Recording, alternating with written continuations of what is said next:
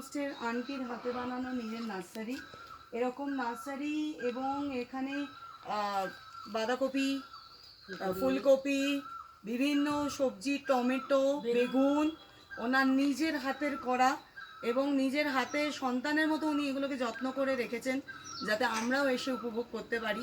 সুতরাং আপনাদের এখানে এসে হতাশ হয়ে যাওয়ার কোনো প্রশ্নই নেই।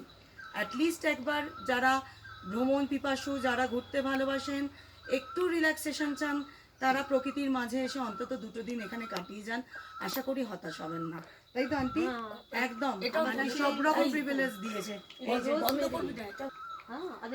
বিভিন্ন ধরনের পাহাড়ি ফুল, ফল এখানে সব রকমের আছে।